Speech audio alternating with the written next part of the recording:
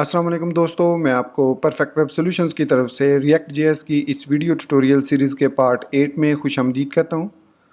दोस्तों, आज के इस वीडियो ट्यूटोरियल में हम रिएक्ट हुक्स में से यूज़ रेफ हुक को डिस्कस करेंगे कि यूज़ रेफ हुक किस तरीके से काम करती है, इसको कैसे इस्तेमाल करना चाहिए और मोस्ट इम्पॉर्टेंटली इसको कब इस्तेमाल में लाया जाता है।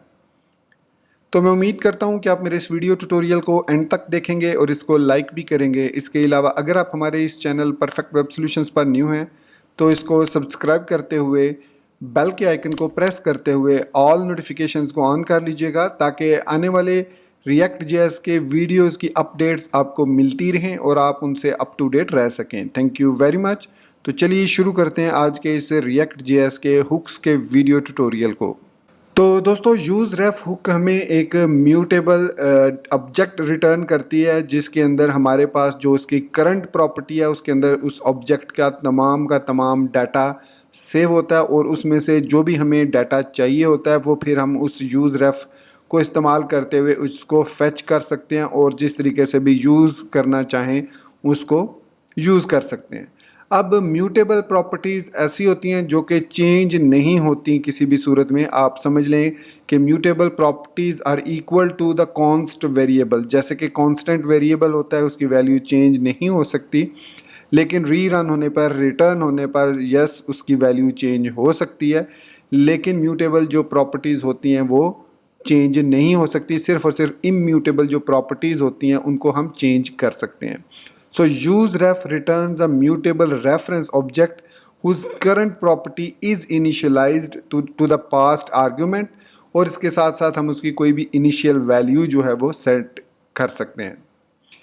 तो इसका जो सबसे ज़्यादा इस्तेमाल किया जाता है वो इस्तेमाल किया जाता है जब हम कोई भी HTML object specially input elements use करते हैं और हम किसी भी इनपुट एलिमेंट की वैल्यू को एक्सेस करना चाहें तो हम उसके लिए यूज़ रेफ को इस्तेमाल कर सकते हैं और इसकी मदद से नहायत आसानी के साथ हम उस इनपुट बॉक्स की वैल्यू को फेच करके उसको जिस तरीके से भी यूज़ करना चाहें, उसके नेम को, उसकी किसी भी प्रॉपर्टी को, उसकी वैल्यू को हम जहाँ पर भी इस्तेमाल करना चाहें इस्तेमाल कर सकते हैं। तो इसकी मैं आज आपको इस वीडियो ट्यूटोरियल में प्रैक्टिकल एग्जांपल भी दूंगा जो कि लास्ट वीडियो ट्यूटोरियल में हमने देखा था कि किस तरीके से हमने दो वैल्यूज़ को प्लस किया था जिसमें हम डायरेक्टली, अगर चलिए पहले मैं आपको दिखा देता हूँ यहाँ पर सबलाइन टेक्स्ट में। यहाँ पर अगर आप देखें तो हमें ऑन चेंज इवेंट पर सेट नंबर्स एक स्टेट ले रहा हूँ और उसके अंदर वैल्यूज़ को मैं सेट कर रहा हूँ। So that is the process I am doing previously. और इसके बाद हम यहाँ पर जब इस कैलकुलेट को क्लिक करते हैं तो ये कॉल करता है इस फंक्शन को यूज़ मेमो के साथ जिसको हमने यूज़ किया, और ये क्या करता है, सिंपली हमें रिटर्न करता है उन दोनों नंबर्स को प्लस करके उनका जो भी रिज़ल्ट होता है उसको हम रिज़ल्ट के वेरिएबल में स्टोर करके फ्रंट एंड पर डिस्प्ले कर सकते हैं। सो ये था तरीका प्रीवियसली जब हमने यूज़ मेमो हुक को इस्तेमाल किया था। सो मेमो हुक भी बेसिकली यूज़, आप समझ लें कि यूज़ रेफ की तरह की होती है लेकिन यूज़ मेमो में और यूज़ रेफ में ये डिफरेंस है कि ये किसी भी ऑब्जेक्ट या किसी भी कंपोनेंट पर जब हम अप्लाई करते हैं तो उसकी करंट कंप्लीट स्टेट को हमें, या आप कह लें कि करंट उसका जो भी ऑब्जेक्ट है उसकी वैल्यू को हमें रिटर्न कर देता है in the form of object. So अगर मैं इस कोड को और ज़्यादा क्लीन करना चाहूँ तो मैं कैसे करूँगा? सबसे पहले मैं यहाँ से ये ऑन चेंज जो है ये ख़त्म कर देता हूँ और इसको नेम प्रॉपर्टी में दे देता हूँ इज इक्वल टू num2। इसी तरीके से इसका भी ऑन चेंज मैं यहाँ से ख़त्म कर रहा हूँ और इसको वैल्यू दे देता हूँ name is equal to num1। उसके बाद मैं यहाँ पर आता हूँ और इस फंक्शन की हमें अब ज़रूरत नहीं है, बल्कि इसकी जगह पर हम लिखेंगे कैलकुलेट सम। तो ये हम फंक्शन क्रिएट करेंगे कैलकुलेट सम के नाम से यहाँ पर। तो इट मीन्स हमें अब इस मेमो की भी ज़रूरत नहीं है, हम इसको भी यहाँ से कर देंगे ख़त्म। उसके बाद हमें इन नंबर्स की भी ज़रूरत नहीं है, हमें इसमें डायरेक्टली कुछ भी सेव करने की ज़रूरत नहीं है। सो आप देखें कि हमारा कोड काफ़ी हद तक क्लीन हो चुका है। एक ही यूज़ स्टेट है और दूसरी हम यूज़ मेमो की जगह यूज़ करेंगे यूज़ रेफ। सो इसको हमने इंपोर्ट कर लिया यूज़ रेफ को अपने प्रोजेक्ट के अंदर app.js में। उसके बाद अब मैं यहाँ पर दो वेरिएबल्स क्रिएट करूँगा और इनको इनिशियलाइज़ करूँगा। सो उनकी वैल्यू को मैं कॉन्स्ट भी रख सकता हूँ, लेट भी रख सकता हूँ। अगर हम उसमें इंक्रीमेंट या डिक्रीमेंट करना चाह रहे हैं, जब भी री रेंडर हो तो हम लेट वेरिएबल के साथ उसको इनिशियलाइज करते हैं, अदरवाइज हम कॉन्स्ट को यूज़ कर सकते हैं। सो नम रेफ नम वन मैं इसको नाम देता हूँ, और यूज़ रेफ, और इसकी डिफ़ॉल्ट वैल्यू मैं नल रखूँगा क्योंकि इसमें जो ऑब्जेक्ट आना है वो हमारा इनपुट एलिमेंट आना है पूरा। So const ref num two is equal to use ref null. अच्छा, आप इसकी यूँ समझ लें कि रेफ नम वन जो है ये नेम है, ये कुछ भी आप रख सकते हैं इसको, ये एक म्यूटेबल रेफरेंस ऑब्जेक्ट है। देख सकते हैं इसकी डाटा टाइप एनी होती है, मतलब कुछ भी इसमें मूव किया जा सकता है, इंटीजर, स्ट्रिंग, ऑब्जेक्ट, वैल्यू, जो भी आप करना चाहें वो आप इसमें स्टोर कर सकते हैं। अब नेक्स्ट हमने इस यूज़ रेफ को यूज़ करना है, तो मैं यहाँ पर लिखूँगा ref num one is equal, sorry यहाँ पर हमारे पास रेफ की प्रॉपर्टी है और उसके साथ हम यूज़ करेंगे रेफ नम वन, और जो रिएक्ट है उसको ऑटोमेटिकली पता चल जाएगा कि जब हम रेफ प्रॉपर्टी यूज़ करते हैं तो उसके अंदर जो हम वैल्यू पास करेंगे that must be a reference. उसके बाद यहाँ पर भी हम सेम यही चीज़ लिखेंगे रेफ नम टू। तो इसके बाद हमारे पास इन दोनों वैल्यूज़ में, अब मैं आपको दिखा देता हूँ ताकि आपको पता भी चल जाए। यहाँ पर मैं एक वेरिएबल फंक्शन क्रिएट करूँगा कैलकुलेट सम के नाम से, और ये हमारे पास एक ES6 याकमा 6 का स्क्रिप्ट होगा। इसके अंदर हमें ये पास करने की, अच्छा पहले मैं यहाँ पर कंसोल करता हूँ, कंसोल डॉट लॉग रेफ नम वन डॉट करंट। मैंने कहा था कि इसकी जो करंट प्रॉपर्टी है उसके अंदर डाटा सेव होता है। So ref num two dot current dot current.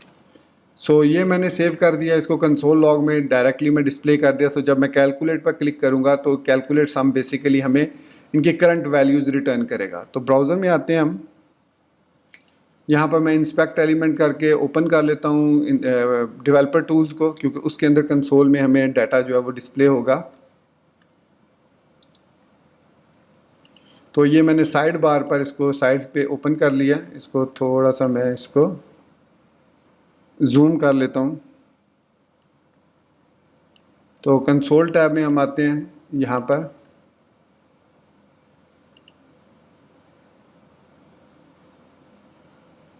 So ये हमारे पास है इसकी कंसोल। तो इसमें अगर मैं कोई वैल्यू इनपुट करता हूँ, फॉर एग्जांपल 5 और 5 इसमें भी, और कैलकुलेट पे क्लिक करता हूँ, तो यहाँ पर आप देखेंगे कि हमें फुली वर्किंग ऑब्जेक्ट जो है वो रिटर्न हुआ है। अब इसके अंदर इसकी नेम प्रॉपर्टी भी है और इसकी वैल्यू प्रॉपर्टी भी है। तो उसको हम एक्सेस कर सकते हैं इस तरीके से। हम लिख सकते हैं करंट डॉट नेम और करंट डॉट नेम इसकी भी। अच्छा, नेम खैर इतना हमें ज़रूरत नहीं थी इसकी नेम की, लेकिन फ़िलहाल मैंने फिर भी नेम उसमें ऐड कर दिया। तो इसके बाद मैं यहाँ पर ये पेज रिफ़्रेश होगा। उसके बाद आप देखेंगे जब मैं इसको कैलकुलेट पे क्लिक करूँगा तो अब ये हमें नम वन और नम टू रिटर्न करेगा, 5 5। सो देखिए इसने हमें नम टू और नम वन रिटर्न किया। लेकिन अगर मैं यहाँ पर नेम की जगह पर वैल्यू लिखता हूँ दोनों में, ये देखिए दोनों को सिलेक्ट करके मैंने उसकी वैल्यू चेंज कर दी। अब मैं अगर इसमें जो भी वैल्यू लिखूँगा वो वैल्यू हमें रिटर्न होगी। सो एक दफ़ा इसको रिफ़्रेश हो जाने दें। अगर फॉर सम रीज़न रिफ़्रेश ना हो तो आप खुद भी इसको रिफ़्रेश कर लीजिएगा, क्योंकि सम टाइम ब्राउज़र जो है थोड़ा सा लेट हो जाता है रिफ़्रेश करने में, तो आप उसको रिफ़्रेश कर सकते हैं। अभी आप देख सकते हैं कि इट्स टेकिंग सम टाइम। तो यहाँ पर अब मैं जो भी वैल्यू लिखूँगा वो वैल्यू हमें यहाँ पर डिस्प्ले होगी। देखो दोनों में मैंने 6 6 लिखा तो यहाँ पर 6 आ गया और 6 आ गया। अगर मैं यहाँ पर 6 6 6 लिख देता हूँ तो वो वैल्यूज़ हमारे पास यहाँ पर आ चुकी हैं। सो अब हम सिंपली क्या कर सकते हैं, इनको प्लस कर सकते हैं यहाँ पर। अब यहाँ पर मैंने आपको एक टेक्निक सिखाई थी, अगर जिसने लास्ट वीडियो ट्यूटोरियल कंप्लीट देखा होगा तो उसको पता होगा कि यहाँ पर हम parse math dot parse int की बजाय सिंपली प्लस साइन, यहाँ पर इस वैल्यू से पहले प्लस साइन लगा दें तो ये इसको प्लस में कन्वर्ट कर देगा, नंबर कन्वर्ट कर देगा। सो इस तरीके से इसको भी ये प्लस करने पर कन्वर्ट कर देगा इनटू नंबर। सो यहाँ पर हम एक और प्लस लगा लेते हैं ये। अब ये जो प्लस है ये बेसिकली ऑपरेटर है,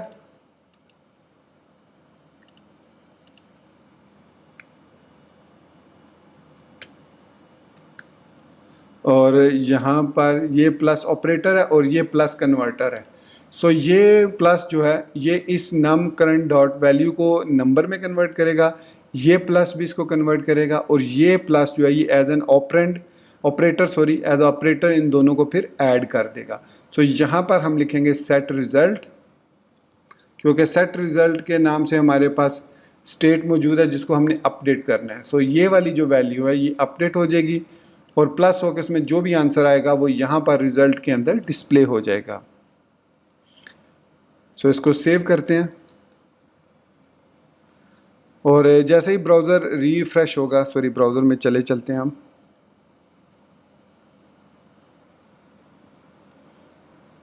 तो ब्राउज़र हमारा रिफ्रेश हो गया।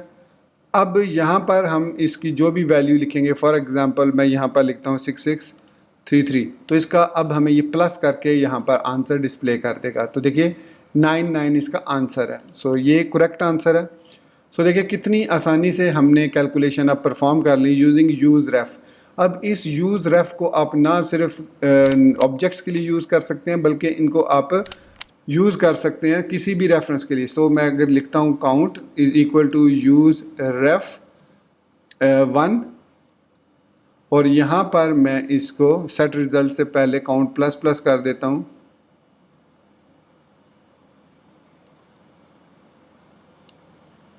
और यहाँ पर मैं लिखता हूँ console dot log count plus plus. अब आप इसकी मदद से ये देखेंगे कि ये जो काउंट है ये प्लस प्लस इंक्रीमेंट होता जाएगा। सो इसको सेव किया, ओके सेव हो गया। ब्राउज़र में वापस आते हैं, लेट्स सी कि ब्राउज़र हमारा रिफ़्रेश होता है। ओके रिफ़्रेश हो गया। अब यहाँ पर मैं इसमें लिखता हूँ वन मिस्टेक, क्योंकि यहाँ पर अब देखिए यहाँ पर काउंट डॉट करंट में की वैल्यू को मैं चेंज करने की कोशिश कर रहा हूँ। तो इसकी वैल्यू को चेंज करने के लिए हमें इसको एज अ लेट कीवर्ड लेना होगा, तभी हम इस काउंट के करंट स्टेट को अब प्लस प्लस कर सकते हैं। अदरवाइज काउंट्स के साथ हम इसको प्लस प्लस नहीं कर सकते।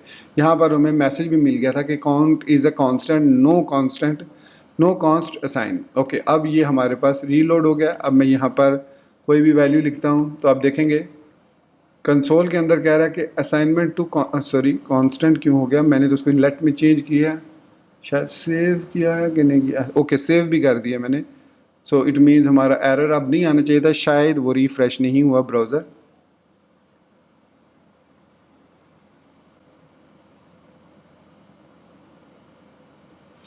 ओके तो रिफ़्रेश हो चुका है। अब यहाँ पर मैं कोई भी वैल्यू लिखता हूँ और इसको कैलकुलेट करता हूँ तो यहाँ पर आप देखें आपको काउंटर मिला 1। अब मैं इसमें कोई दूसरी वैल्यू लिखता हूँ फिर इसको कैलकुलेट करता हूँ तो देखिए काउंटर जो है इंक्रीमेंट हो रहा है। एक किस्म का आप यहाँ पर ट्रैक कर रहे हैं कि आपने कैलकुलेशन कितनी दफ़ा परफॉर्म किया है। ये देखिए सो साथ उसके वो हमें इसके काउंटर को, ये जो इंक्रीमेंट हो रहा है ये बेसिकली इंक्रीमेंट हो रहा है यहाँ से यूज़ रेफ में से काउंट। अगर मैं इस काउंट को यहाँ पर डिस्प्ले करवाऊँ काउंट डॉट, क्योंकि ये हमारे पास रेफ है तो काउंट डॉट करंट को हम यहाँ पर डिस्प्ले करवाते हैं।